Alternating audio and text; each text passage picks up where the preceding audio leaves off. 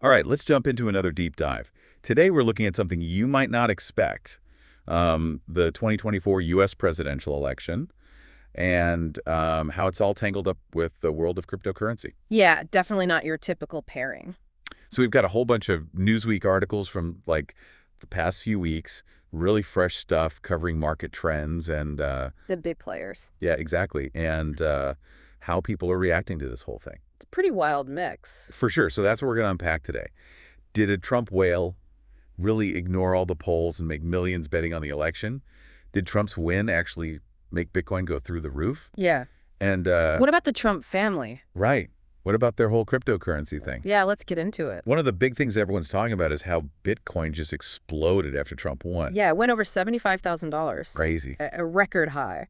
And the Dow Jones did something similar, jumped like 1,500 points. So it seems like the markets are like reacting to something. Yeah, maybe they're seeing it as like a sign of stability or a boost in confidence. Interesting. Because, some of these articles mention how Trump was really pushing that pro-cryptocurrency message during his campaign. He even said he wanted to make the U.S. the crypto capital of the planet. Totally. And that kind of talk can have a huge effect, especially in an area like cryptocurrency where things are always changing. It's so unpredictable. Right. So him winning, some investors might have seen that as like the all clear for crypto, which is probably why it jumped so much. Makes sense. But then there's this article from right before the election when things weren't looking so good for Trump and Bitcoin actually dipped. Yeah, it seems like the market was already reacting to the possibility of him winning in good ways and bad. So it was kind of all over the place. Exactly. It really shows you how much crypto reacts to like the political stuff going on. Totally. Okay, so what about this Trump whale then? The one who supposedly won $50 million betting on Trump through one of those crypto prediction markets. It's a lot of money to gamble. It's insane. It brings up that whole thing with crypto prediction markets like Polymarket. That's the one that called the election for Trump super early. Right. Even when the regular polls were showing it was really close. Yeah, Polymarket was way ahead. It makes you wonder if those crypto platforms are picking up on something that regular polls just miss. Like they're seeing something the polls aren't. Maybe they're getting the opinions of people who don't usually answer polls or people who don't want to say who they support out loud. Interesting. So we've got Trump's win potentially driving up Bitcoin, these crypto prediction markets making early calls. Now let's get to the Trump family themselves jumping into the crypto game with their new thing, World Liberty Financial, or WLF. That's a big move. Big move, for sure. They've got Donald Trump as the chief crypto advocate. And his sons, too. Right. Eric, Barron, and Don Jr., they're all Web3 ambassadors. Yeah. So is this just them using the Trump name, or is there actually more to it? Hard to say. But it definitely got people talking.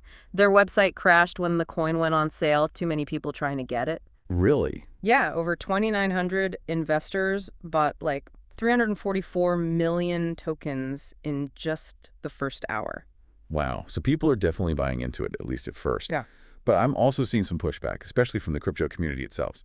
Well, yeah, I mean, cryptocurrency has always been about like being anti-establishment, decentralized. Right. And then you have a family that's basically the definition of, traditional power launching their own coin. It's bound to cause some friction. Makes sense. Plus, some people probably see it as them just trying to cash in on Trump's win instead of really believing in the technology. Exactly. There's a lot of doubt about their real reasons for doing this. So what do you think? Is this just a smart business move, a way for them to stay in the spotlight?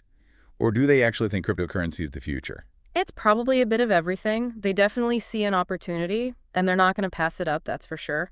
But maybe they also see the potential, like a lot of others, and want to be a part of it. It definitely adds another layer to this whole mix of politics and cryptocurrency. Totally. It shows how complicated things are between, like, old school power structures and this new tech that's all about being decentralized. And speaking of that mix, there's an article about this gambler who lost $3.6 million betting on Mike Tyson to beat Jake Paul, all using cryptocurrency. Oh, wow. Shows you how crypto is popping up everywhere, not just in politics. Yeah, it's getting into everything. Sports betting, finance, even global politics. Right. Like that Polish presidential candidate, what was his name? Sigomormir Menson. Yeah, he said he'll use Bitcoin if he wins. It's crazy how fast this technology is spreading. And in the middle of all this Trump effect, Bitcoin actually became more valuable than silver. It's like the 8th biggest asset in the world now. Yeah, that's a huge deal. Shows that it's becoming more legitimate, even for, like, traditional investors. So we've got Bitcoin surging after Trump wins, the Trump whale, and now the Trumps launching their own crypto thing. It's like a reality show on Wall Street. It's definitely got all the drama. But here's the big question. With people like Trump embracing cryptocurrency, what does that mean for its future, for how it's adopted and regulated? That's a tough one. Lots of implications there. This is where it gets really interesting. Let's dig deeper into this whole mix of politics, finance, and tech in part 2 of our deep dive. Yeah, it really makes you think, how someone like Trump with all his supporters, how that might change things for cryptocurrency. Totally. It's like he's kind of a financial rebel. Exactly. And when someone like that endorses something, it could bring in a ton of new investors. Which would probably drive up demand and speed up how the technology develops. Right, but then there's the other side of that, all those concerns about regulation that keep coming up in these articles. That's the big thing, right?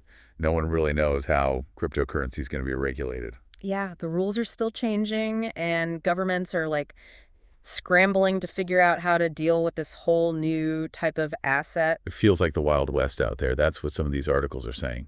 And with someone like Trump, who's always, shaking things up, who knows what kind of changes we could see. Yeah, it could go either way, right? He could bring a lot of attention to it, which could be good, but it could also lead to, a crackdown. Totally. I mean, some people in the crypto world are actually worried that too much regulation could ruin the whole point of it, that decentralized thing. Right, because that's supposed to be one of the big benefits of cryptocurrency. Exactly. So it's a tough balance trying to protect investors and stop illegal stuff without, killing the innovation. So how do we find that balance? What does good regulation for cryptocurrency even look like? That's what everyone's trying to figure out, policymakers and everyone. You need to really understand the technology, the good and the bad of it. And remember, this isn't just a U.S. thing. Right. All these articles are showing how whatever happens in one country affects everyone else. If the U.S. does something big with cryptocurrency regulation, it could change how other countries do things too. It's a global conversation now, with governments and financial institutions and tech people. Everyone's trying to figure out where they fit in. And it's all happening so fast. It feels like a real turning point now that Bitcoin is worth more than silver. Definitely. It's moving from this fringe thing to the mainstream. These next few years are going to be crucial for seeing how it all fits in. It's exciting and kind of scary all at the same time. Totally. And it's important for everyone to understand what's going on, not just people who invest. Right. So what can our listeners do to, stay on top of everything? It's hard to keep up with all the changes. Definitely. Reading stuff from reliable sources like Newsweek is a good start, getting the basics of cryptocurrency and blockchain. Right. And watching what governments are doing. It's all about staying informed. Knowledge is power, especially with something this complicated. Exactly. And don't be afraid to ask questions. There are tons of places online where you can learn and talk to other people about it. It's about being curious and, open to learning new things. Absolutely. Things are changing so fast, there's always something new to discover. So we've talked about how people like Trump getting into cryptocurrency could change things, the whole regulation mess, and why it's important to stay informed. It's a lot to take in. It is, but there's this one article that really stuck with me, and it might seem a little random at first. No. What's it about? It's about Donald Trump talking about his son, Barron, his dating life and stuff. Okay, that does seem a bit off topic. How does that connect to all this? Well, apparently Trump was on some podcast, and he mentioned that Barron is very much into Web3. No, that is interesting. Web3, that's all about blockchain and a decentralized internet, which ties into crypto. Exactly. So even though it seems like a random story, it actually brings us right back to what we're talking about. It's like a peek into how the younger generation sees this tech. They've grown up with all this digital stuff, so maybe blockchain and crypto just make more sense to them. It makes you wonder if Barron being into Web3 means more young people will get into it too. It's definitely possible. And if that happens, it could completely change the future of cryptocurrency. Yeah, it's like a generational shift happening right in front of us. That Newsweek article about older men not caring about crypto, maybe that's not going to be true for much longer. Maybe not. And then that makes you think, how will politics change as these younger people who are more comfortable with tech start getting more involved? That's a great point.